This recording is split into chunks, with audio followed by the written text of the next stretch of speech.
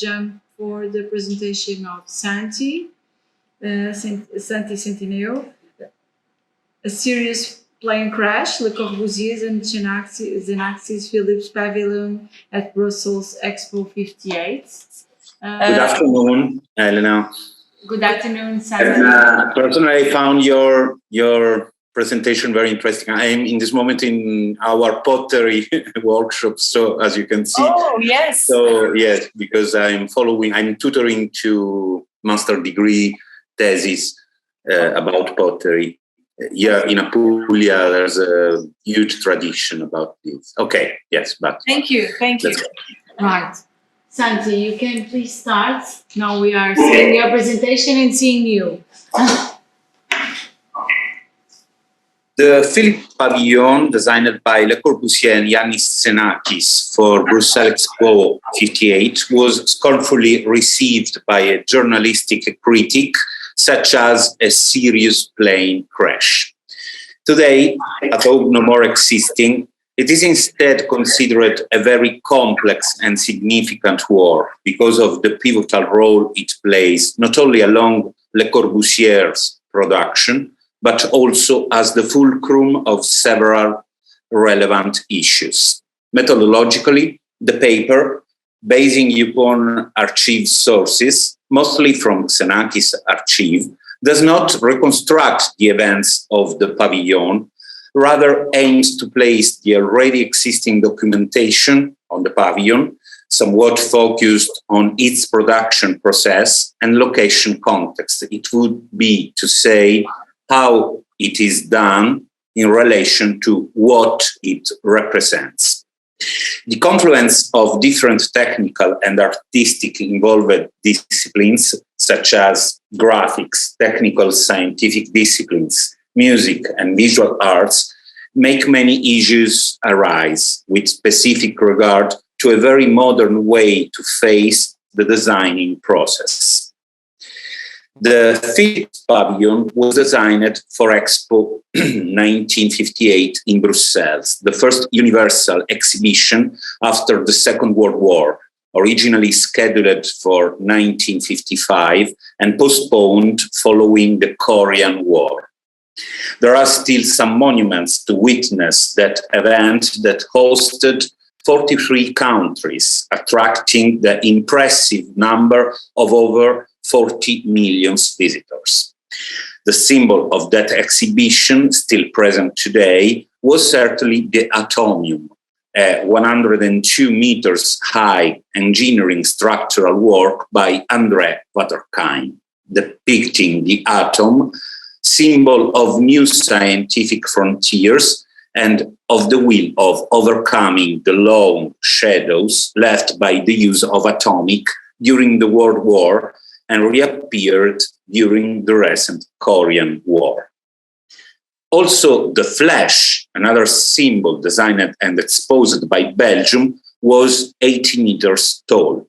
It was evident that the topic of the expo was the celebration of progress, sometimes a little magniloquent, to whom, in some way, all the participating countries adhered programmatically, trying to identify an apparent renewed and fruitful sense of peace and universal harmony, of course, passing through progress, techniques, and science. The events tied to whole countries' pavilions are very interesting, but due to time reason, it's not possible here dwelling on them. Just let me quote the Lanterna Magica by the Czech scene designer Josef Svoboda, or the Sputnik satellite in the Soviet pavilion, mysteriously stolen, or the Circorama projection in the USA pavilion, in which the movie America the Beautiful by Walt Disney was projected. On the contrary, it must be noticed, of course, the austerity of Italian and German pavilions. We are talking of the two nations who had lost the war. All these events recall some issues deepened in the paper, the celebratory architecture linked to Gideon's definition of new monumentality, the exhibition architecture, especially that one not ephemeral, but that can be inhabited, the demolished architecture, whose examples enrich the history of architecture, sometimes even with much more interest than in the case of the built one.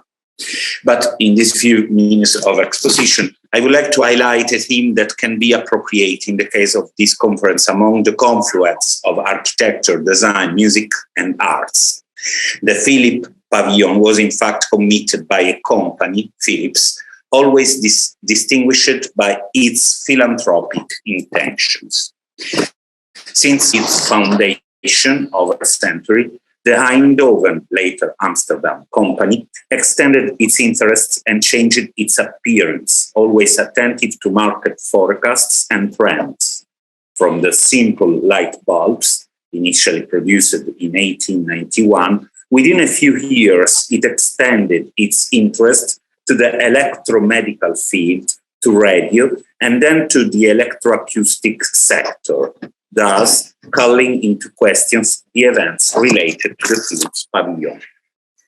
The pavilion is the result of a complex intersection of skills and application fields represented by some fundamental personalities.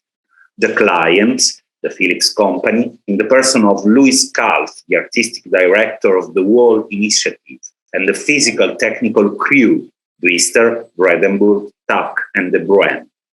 Xenakis, today universally acknowledged as the designer of the pavilion. Edgar Varèse, composer of the poème Électronique that would have resound inside the pavilion. And, of course, Le Corbusier, whose role is very interesting to focus. Thanks to this crew, the challenge of obtaining a building with just a unique surface was won. The many technical structural problems were continuously turned into occasions of designing and never perceived as limits.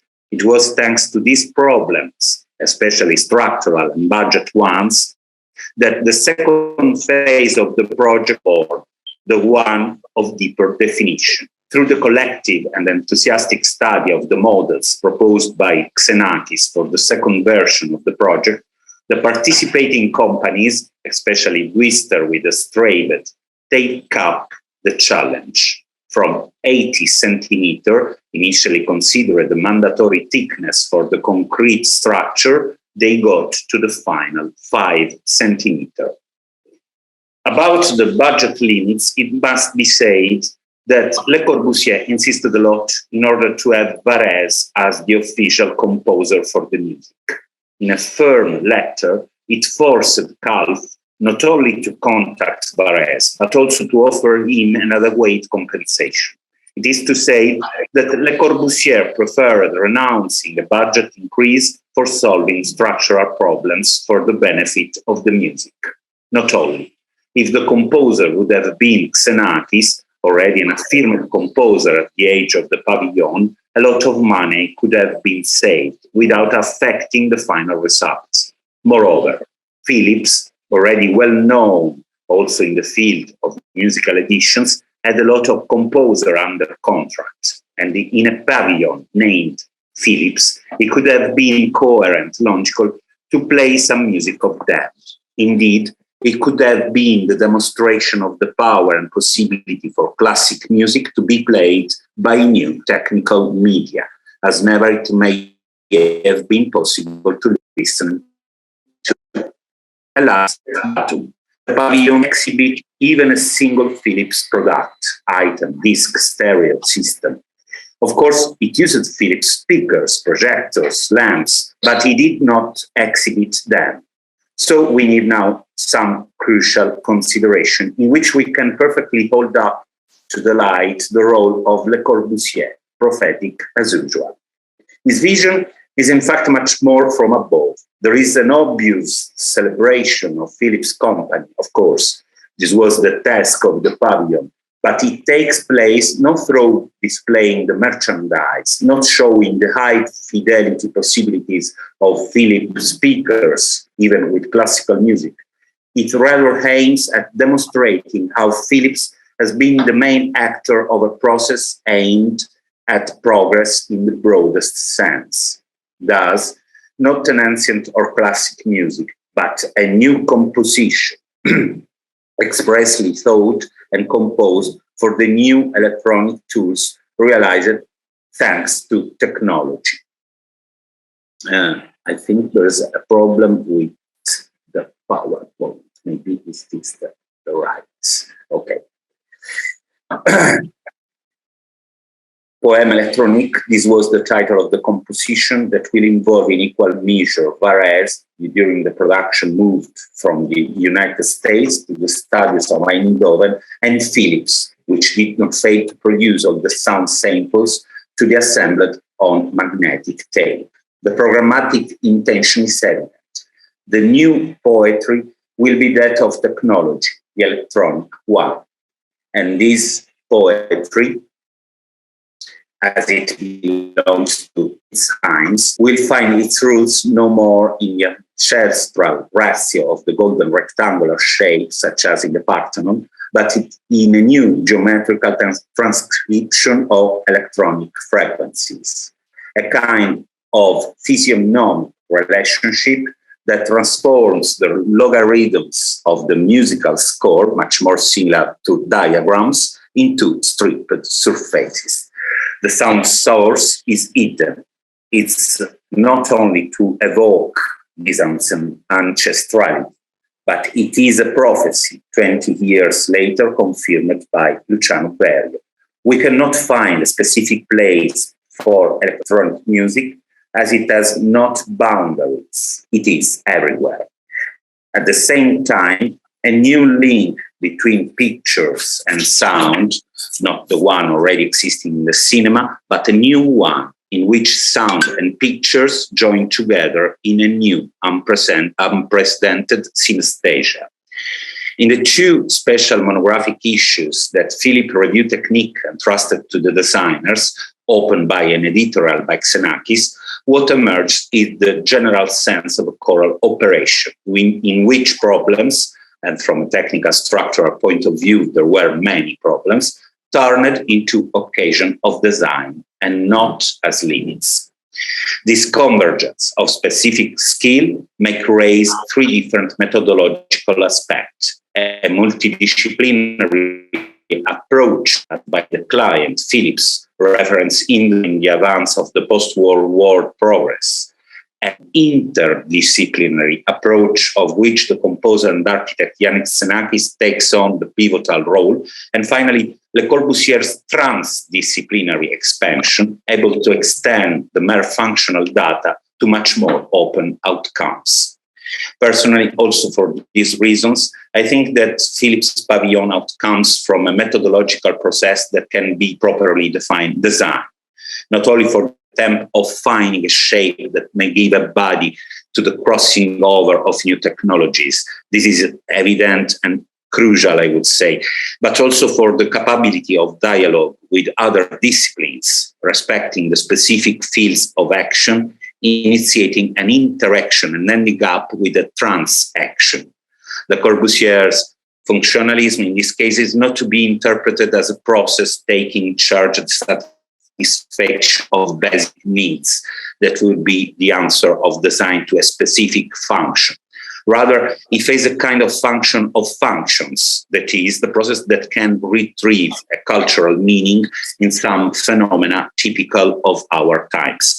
After the World War completely universally recognized the design role of Xenakis as central, Le Corbusier fired the entire atelier of Rue de Sèvres. Referring to other issues to the reading of the paper, for those interested, I want to conclude telling you the experience in Bari. Monopoly High School of Music invited the Polytechnic of Bari to a conference concert to celebrate the 100th anniversary of Xenakis. After the very interesting conference concert, a project was born that I want to share with you and whoever may be interested. The project consists in the reconstruction of the Philips Pavilion and the Poème électronique, In a first phase, it will be a virtual reconstruction that will see the cooperation of engineers and architects of our university, whilst the designer will cooperate with professors and students of the School of Music, Department of Electronic Music, to rewrite the poem Electronic in its acoustic and also visual aspects. The invitation is open to those of you that are interested, of course, and to this regard, if you want, you can contact me. Thank you. Thank you. Thank you, Santi. Does anyone have any question for Santi? Thank you so much for your wonderful presentation.